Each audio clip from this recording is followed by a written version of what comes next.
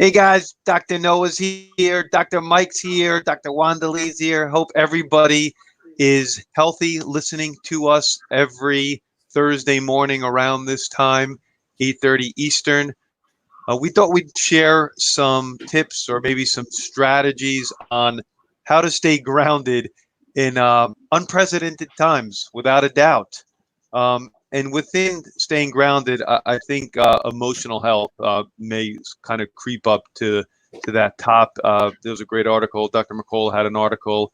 You're seeing a lot of stuff. Even my kids get emails about from their guidance counselors regarding this. And I don't blame anybody because it is challenging times. So Wanda Lee, just a minute ago before we went live, you talked about you wanted to bring something up about something you read from Mel Robbins just this morning. So why don't we start there? Yeah, it seems like every day there's a someone who kind of puts something out there that resonates with me, and this one really resonated with me this morning, and it said that this is more like a marathon than like running a race. So you really have to conserve your energy and be in the moment, not thinking about, oh my God, how am I going to feel when I'm at mile 20 because I'm only at mile 10 right now, or how many more miles till the finish. That those kind of thoughts, if you're running a marathon, are really destructive to your mental well-being and your ability to actually finish the race. So it says, when your mental game starts to tank, you've got to dig deeper. Stop thinking about when it's going to end. Start focus on getting through this moment. Don't worry about the finish line. Just think about the next step that you need to take right now to move forward to make this day a little bit brighter. And I really think that is such a powerful analogy because when they interview marathoners, how did you do this? Or someone who's done this massive, run across the United States or paddled across the ocean. It's that mentality that they're just worried about the next stroke, the next step, the next play. They're not worried about, oh my God, how am I going to feel a week from now or a month from now or 3 days from now? So I love that. Yeah, I've been using that strategy from the beginning. I would every once in a while I'd find myself getting caught up in, a month from now or 6 weeks from now or when things get back to normal. And if I got caught up in that, it just didn't end anywhere good. It didn't end anywhere good at all. So staying as much in the present moment as I can, and we've heard that from other people too. Be here now. I mean, it's just a common theme, but I think it's more important now than ever. Any thoughts on that, Mike? I know, like, you look at your goals and goal setting as almost like a marathon too. Not necessarily in the time frame that you set them, and that's kind of the same thing that we're talking about right now as well. Yeah, there's two things that come to mind. The first one is there's a proverb that says the journey of 1,000 miles starts with the first step, and it really is just when looking at goal setting and things, I look at the actual goal or objective as the North Star. So in my brain, I want to reach it by a certain date, but that's up here, which is perfection. And you can't let perfection get in the way of what's in the real world. So we've talked about this. We talked about it Tuesday. I set a goal to weigh 180 pounds. And I set that goal, I don't know how far back, it was a couple of years ago. And I continued to lose weight, but due to me getting sick with the bilateral pneumonia and positive corona, I'm down to 175 as of this morning. Not the way I wanted to get there, but that's the way it happened. And the other goal I set when I was 18 is I wanted to have a 34-inch waist. And lo and behold, 36 or 18, 36 years later, I'm a 34, 36 waist. So it's true north, and you just keep going forward. So that's my take on it. Cool. For me, kind of switching topics a little bit. For me, until recently, exercise has always been my go-to. And when we were home for 2 weeks and we weren't practicing for 2 weeks, I exercised more than I ever exercised by myself, with online classes with people, with my kids, with each one of my kids separately. Um, and one of the styles of exercise I love the most is yoga, and I'm sure that has played a role it has played a role in my life, and I know it's played a role in your life, Wanley. In fact, you just got your 200-hour yoga certification, so I'm sure that's coming in handy right now. It is. Right. It is. And I got to tell you, teaching yoga classes is not as easy as it looks. Just so you know. They make it look good, like a really good yoga teacher. That flow that seems to be so natural is a well orchestrated dance. And that has and I'm sure teaching yoga has definitely kept you in the moment, at least for that half hour or hour as well, right? It's amazing how fast that goes. I'm working on doing a class. I'm going to do an online class for our practice members, because we are not practicing right now. We can only see emergency and urgent care cases. So just to stay connected and give people tools for their own well-being at home, just like we're doing here with BYWG. I've been working on something simple that people can do at home, and in that half hour of practicing that, it feels like 5 minutes, and that's how you know you're in the moment, right?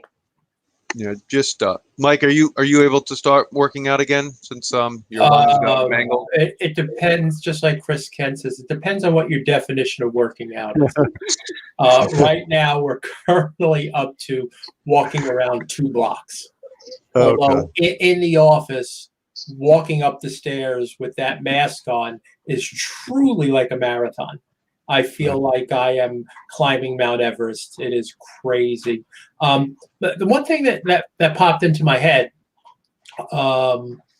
is maybe you want to include our Beyond Your Wildest Dreams audience when you are doing that teaching, Wandalee. I am sure people would greatly appreciate it, and I think it would open up an even wider audience. So, or do one separately. It's just a thought that popped into my head. Not putting any pressure on you, anything. It's going to be done. It's going to be recorded. I can put it everywhere. Sweet. Yeah, that'd be awesome. Oh, I'll take it.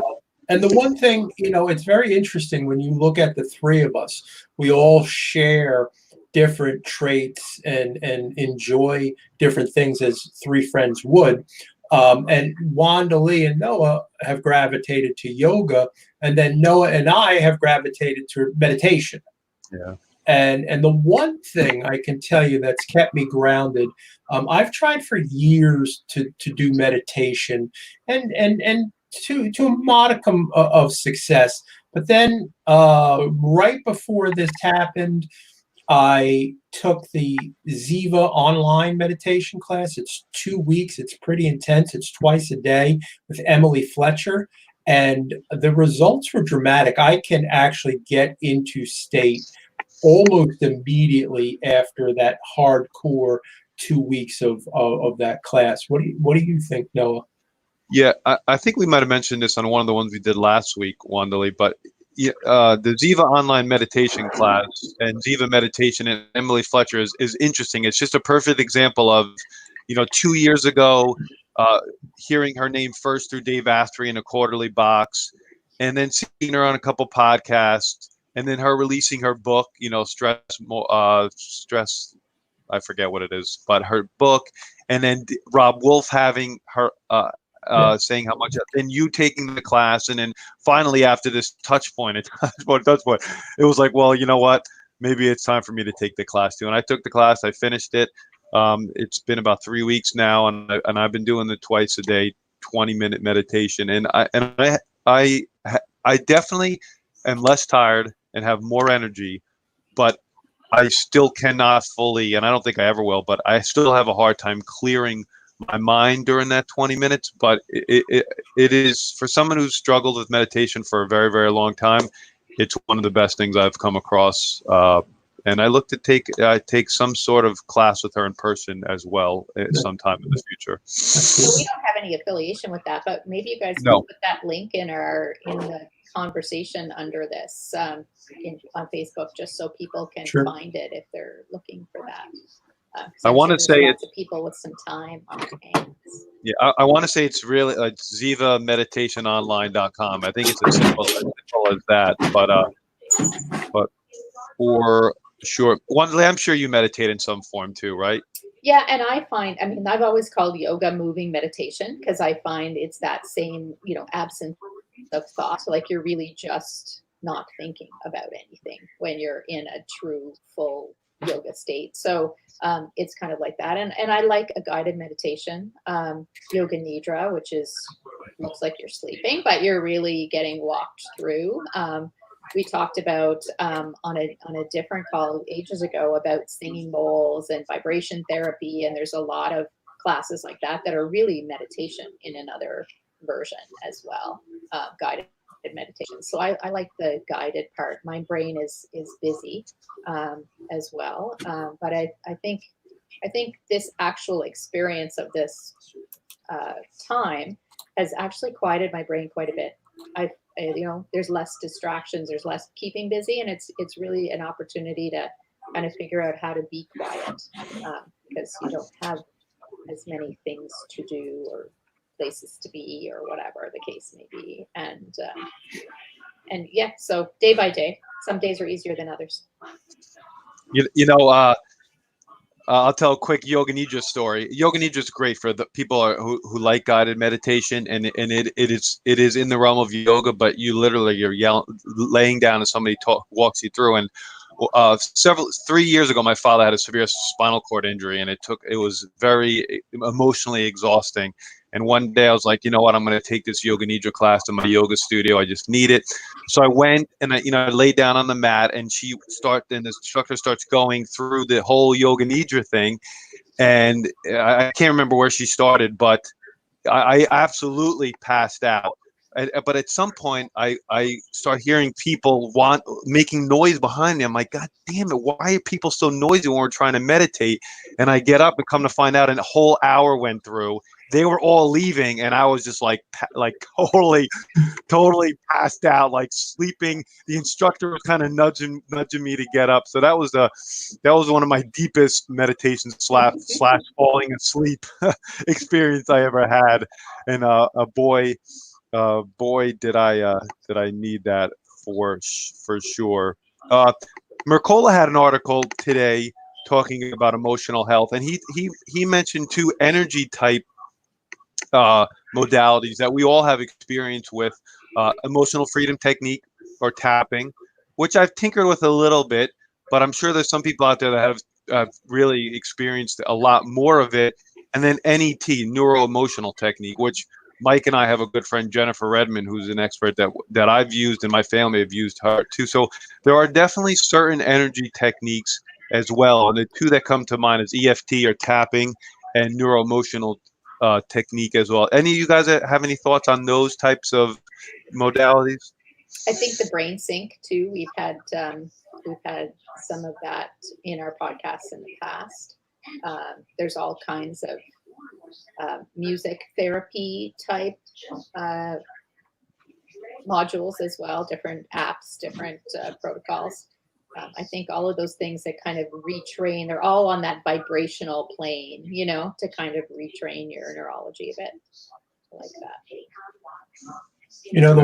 The one thing that came to mind was, like Wanderley and Noah were saying, was I've used for years binaural beats. It's helps to sync your brain and train your brain, and have had really good success with that. I used that for a really long time for meditation. The one thing I want to bring up that struck me when we talked about staying grounded, and Noah talked about staying present, is the three of us together are three chiropractors in the middle of our careers. We are really busy offices, in addition to our Beyond Your Wildest Dreams startup, which we love doing. And the one thing that I've noticed during this, which none of us get to do on a regular basis. Wandali's oldest daughter's in college. Her son is now a senior. My daughter is a junior, and my son is a sophomore. And Noah has Hayden's a junior, a sophomore, freshman, and Kellen is in 5th grade, correct? Fourth grade. Young. Super. Our kids are super involved in sports. So the one thing that I've noticed that has brought me great joy and great being present is we've had more family meals together in the past month than I can say in my kids' entire existence. Yeah, I agree. And that is huge, considering I was listening to Tim Ferriss, and he had somebody on who said our children will spend 93% of our time together by the time they're 18. And Wandali, you can verify this with Claire, like that the opportunities for us to spend time together are becoming less and less. So being present during these meals is huge for me. I am so grateful for that time. So yeah, I'm seeing this as a real bonus because we're on the verge of them leaving. You know, one's gone most of the time, and the other one will be leaving in September if everything is normal. And you know, I had kind of reconciled myself to, you know, not having another birthday where Claire is here or whatever the case may be. And this year, you know, we're experiencing all of that right now, the good and the bad of that. Sure. But it is quite a novelty to actually spend this much time as a family, knowing that this is never going to happen again like this. It will never happen again. And, you know, at the peak of the crazy busy age, like where Noah, maybe you are right now. I mean, we spend 22 hours a week in the car driving to piano lessons and dance and football and hockey and ringette and, you know, whatever the case may be, sailing. I mean, they're busy and we liked it. It's quite weird to be not driving a whole lot and just all sort of hanging out in various forms, respecting each person's individual space at the same time, because that's important. But having lots of time together, the good and the bad. I echo every sentiment from both of you 100%. You know, in my house we have like a 3-stool, like whatever it is, where we eat most of the time, and if we're together, one standing and 3, and then we have the dining room and the dining room table. We've never used the dining room table more in the last month than since we bought the table. So definitely agree. I want to share or bring up before we start winding. The reverb. Oh, the one thing I want to share before we just finished up or wind down is, you know, if you have an unhinged day, if you have a really bad day, it's okay. And I could say personally for me, I've had 2 days that I was mean, I was nasty, I was condescending to my entire family. And I've apologized. I've made my amends, and I don't plan on having those days again. But I have had 2 of those days in the last month, and it may not be okay. But don't beat yourself up if you do have a really bad day, because it's going to happen in these times, in these never seen before times. Absolutely, and every day is different. You know, some days you feel like you want to do some online course and use this time wisely. And then the next day, you just want to leave on your pajamas. Or there's one meme I put up on my personal Facebook page, and it just struck me one day, and it said, you know, some days you're cleaning the baseboards with a Q-tip, and the next day you're drinking tequila and looking at squirrels out the window. Like, that is just how it is. So, you know, whatever that day is, it's that day. And the next day will be different. Yeah. Any last words, Mike, of wisdom? I'm just grateful to be back, to have the strength to be on. I'm glad I got to barge in on this morning, on this morning's call. Woke up, felt really good today, and I take every day one day at a time. I'm just grateful to be here. We're grateful too. We are too. Well, again, as we finish most of these, if you guys have any ideas or strategies or things that you do to keep yourself grounded, to protect your emotional or mental health, please share, because we need to hear it, and so does our audience. And as always, be awesome and never unawesome. Bye, guys. Bye, guys.